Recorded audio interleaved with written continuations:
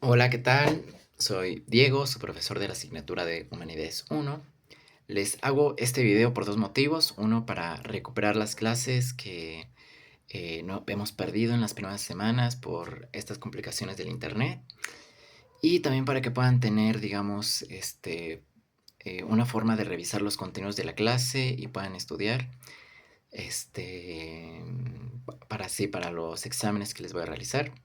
Creo que voy a hacer esta dinámica, subirles videos breves de quizá máximo 10 minutos y que ustedes van a tener la obligación de escuchar. Y vamos a seguir también con esta dinámica de que al momento de pasarle lista, yo le voy a hacer una pregunta simple sobre, ya sea sobre los contenidos de los videos que hagamos o sobre tareas o actividades que les haya dejado de tarea.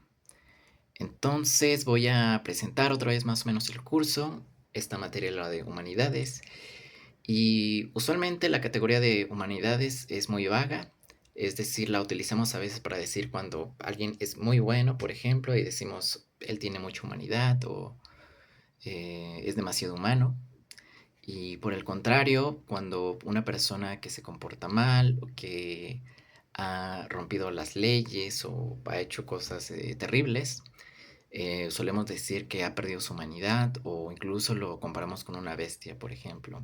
Aunque probablemente un animal no podría romper las leyes porque no tienen leyes, pero tampoco podrían hacer un acto de violencia como tal con saña, con la intención de hacer el mal por el mal mismo. Em, los humanos somos una especie sumamente rara y sin embargo esta categoría de humanidad es muy reciente en realidad. La mayoría de los pueblos de todas las culturas que han existido en el mundo no se distinguían como tal entre lo humano y las demás especies animales. Este, Podemos pensar que esta distinción nace en las religiones abrámicas, es decir, el cristianismo, el judaísmo y la religión musulmán. Y en estas tres religiones, digamos, la idea base es que el hombre es hecho a imagen y semejanza de Dios. Entonces, durante la Edad Media y estos largos periodos de tiempo, sí realmente había una justificación teológica sobre qué es el hombre y por qué es la especie dominante de la Tierra, por qué es capaz de domesticar a los demás animales. Y esto, en las otras culturas sucede algo paradójico, por ejemplo, em, en China, esta dignidad del hombre está justificada por los ancestros, por los antiguos reyes civilizadores. Por ejemplo, el antiguo rey amarillo es el que inventa la escritura, es el que inventa la agricultura. Y pues sí, estos se tratan de invenciones, digamos, de logros de la humanidad y que ha sido justificado, digamos, de forma histórica para ellos. En cambio, nosotros tenemos una justificación teológica y con esto, con el advenimiento de la modernidad y la llegada de la teoría de la evolución, podremos pensar de que esta idea de la superioridad del hombre entra en crisis, pero en realidad no sucede esto. En realidad pareciera que el hombre se posiciona aún más alto en la escala ontológica de las especies. Y sí, a pesar de que somos exactamente igual, al menos genéticamente, en los animales, es decir, tenemos un desarrollo evolutivo comparable con otras especies y estamos emparentados con los homínidos y con los primates. A pesar de eso, nos categorizamos como la especie superior respecto a las demás especies. Nos pusimos Homo sapiens, es decir, hombre sapiente, y sí pensamos que esta capacidad de pensar el mundo, de la sabiduría, de sobre todo de hablar, es como lo que nos ha hecho una especie superior, pero también uno de nuestros em, antecedentes es el Homo faber, que se podrá traducir como el hombre trabajador.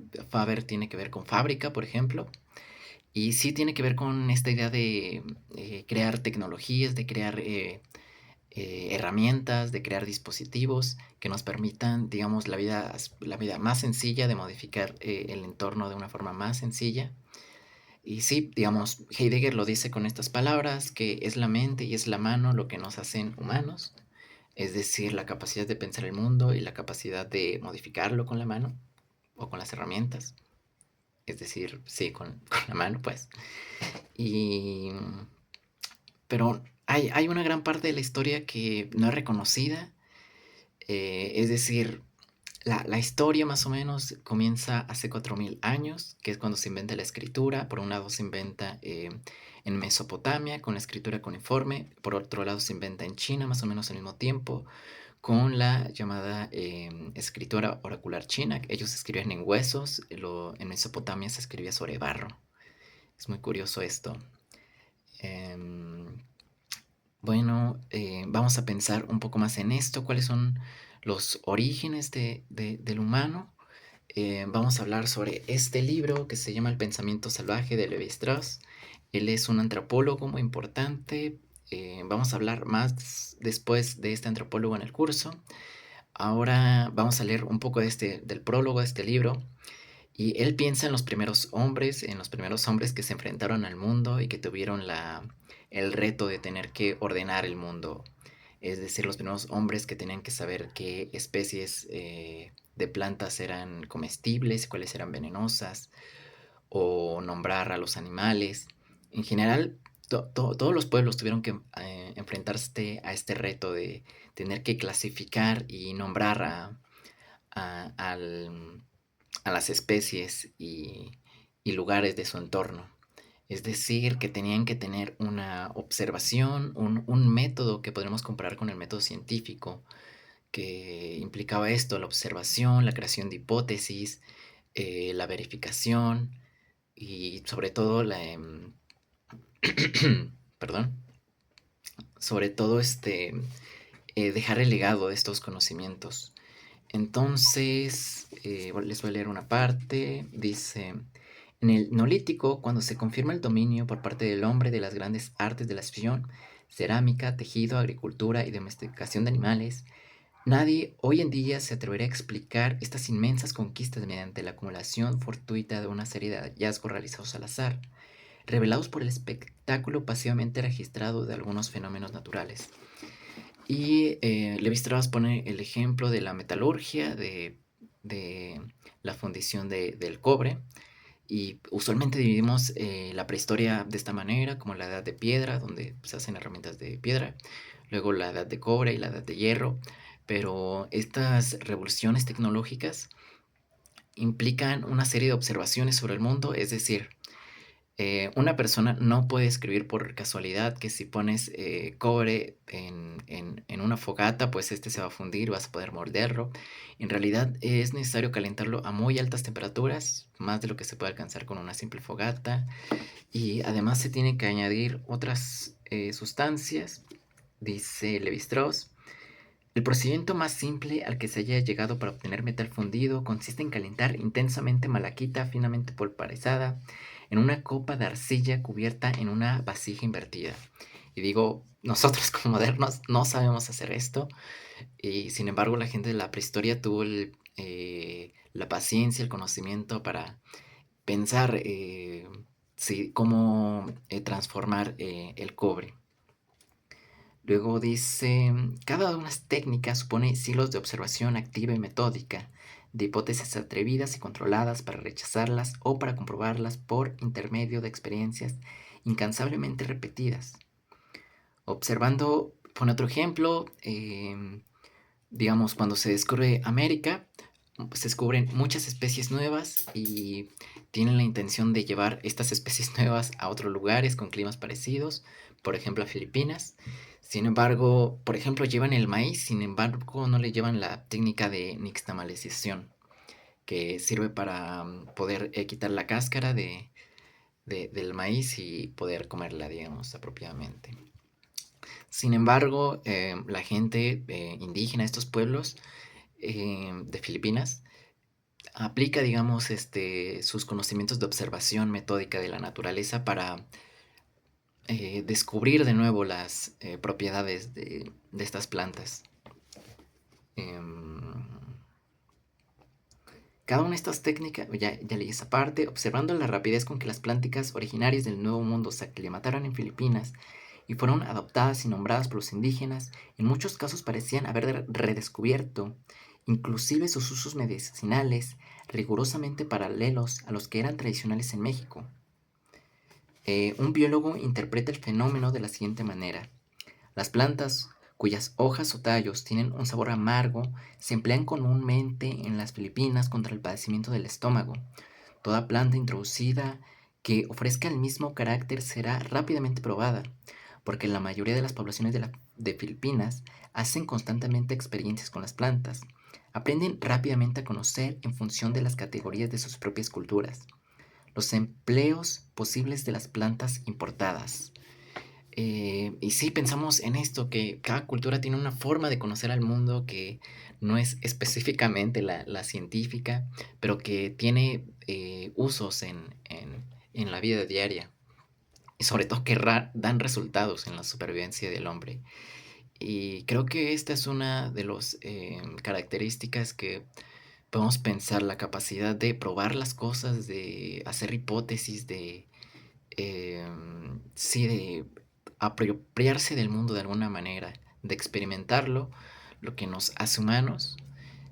Vamos a seguir leyendo un poco después cómo se da este desarrollo de la categoría de humano, más o menos.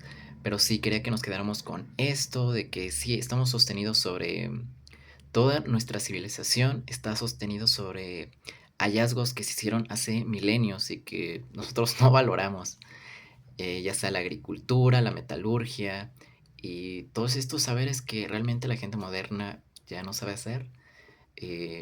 Una persona ya no sabe cuándo es el momento para sembrar, una gente de ciudad, o por ejemplo también cómo fundir el cobre o de dónde sacarlo, por ejemplo. Sí, todos estos conocimientos implican una disposición sobre el mundo que solemos llamar precientífica, y también Levi-Strauss dice que es asociado con el pensamiento mágico, porque implica una serie de relaciones que a nosotros nos parece como improbables, pero en el pensamiento mágico tienen sentido y da resultado. Em, Quizá no fue buena idea meter esto del pensamiento mágico aún, pero creo que me va a servir para la siguiente clase. Usualmente en la ilustración se ha, digamos, hecho una escalera de la humanidad y hemos pensado que primero está esta base del pensamiento totémico, la gente de la antigüedad que hacía rituales, y el culto de los ancestros. Luego está el pensamiento mágico, la gente que hacía como eh, em, medicinas con hierbas y todas estas cosas de curanderos. Luego está el pensamiento mitológico, los mitos fundacionales, ya sea de Grecia o de la India o de China, y que son importantes para la cultura. Luego el pensamiento religioso, surge esto ya, la distinción del cristianismo frente a las otras religiones. Y finalmente, digamos, ya viene a entrar la modernidad, empieza el pensamiento científico, empieza el pensamiento filosófico y, digamos, sí, una forma más refinada de la historia. Y sí nos hace pensar que hay una especie de progreso en torno a la forma en que se ha construido la civilización.